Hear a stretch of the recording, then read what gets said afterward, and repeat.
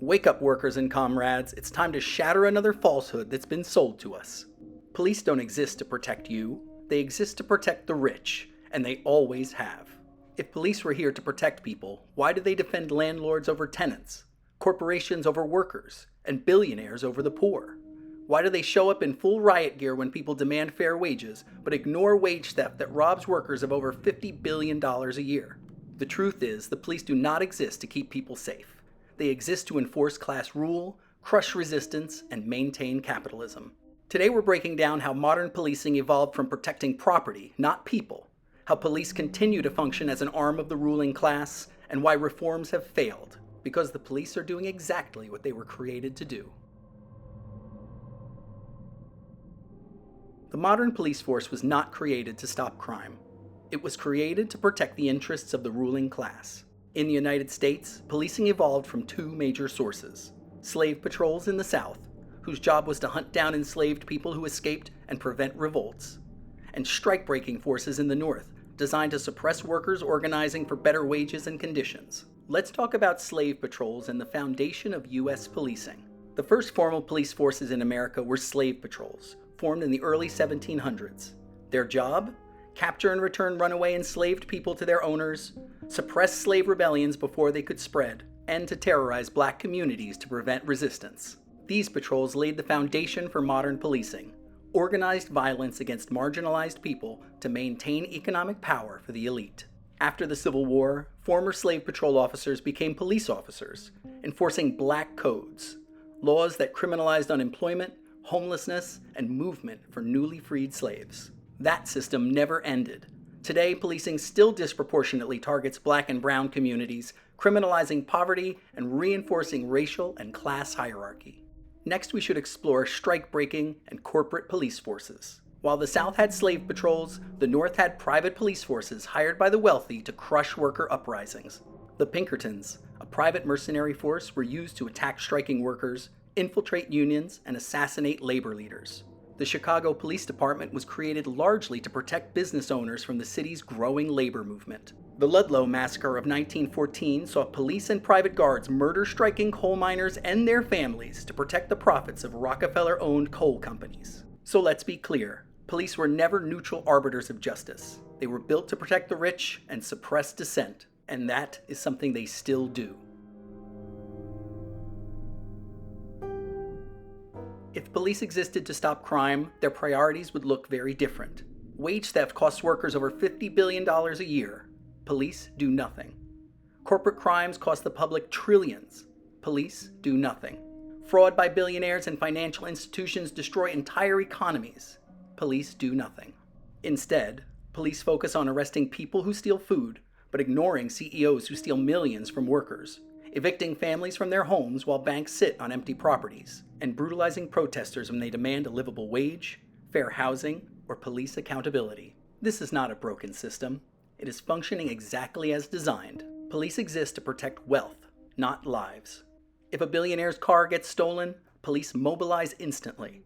If a landlord wants to evict a struggling family, police show up with force. If a CEO's factory is targeted for a strike, police escort scabs across the picket line.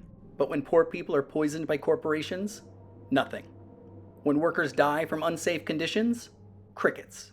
When communities are devastated by police violence, not an ounce of accountability. There is no justice, because justice was never the goal. Have you ever seen police show up for the rich, but ignore the working class? Drop a comment with your experience. We want to hear your stories.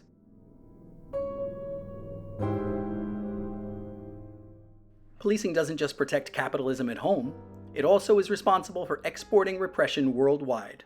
The U.S. trains and funds foreign police forces to suppress leftist movements, indigenous land defenders, and climate activists. Corporations use private security and police alliances to crush resistance, from indigenous protests against pipelines to union uprisings in the global South. The militarization of police globally follows the same pattern: protect capital, punish dissent.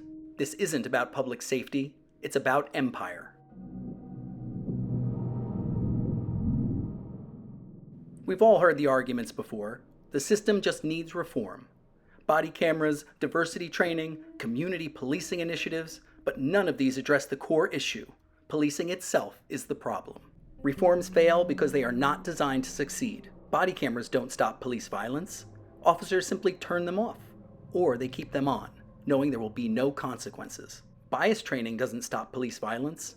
It assumes individual prejudice is the issue, when in reality, the entire system is built on enforcing class rule. Similarly, community policing doesn't stop violence. It's just a PR campaign to make cops look friendlier while they continue their real job, protecting capitalism. There simply is no version of policing that does not exist to serve the ruling class. This is why every attempt at police reform throughout history has failed. Because the job of the police is not to protect you, it's to maintain control.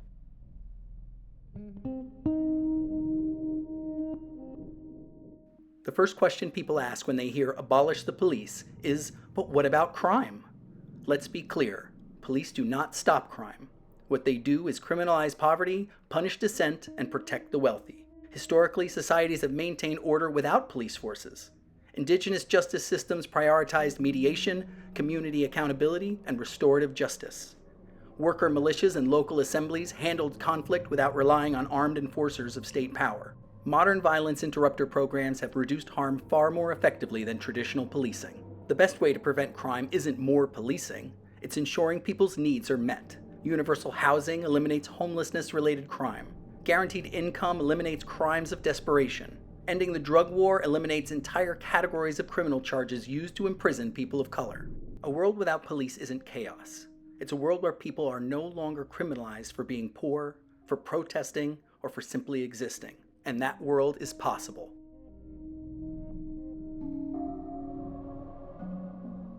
Police do not exist to protect people. They exist to protect wealth, maintain order, and crush resistance. The real question isn't how do we fix policing?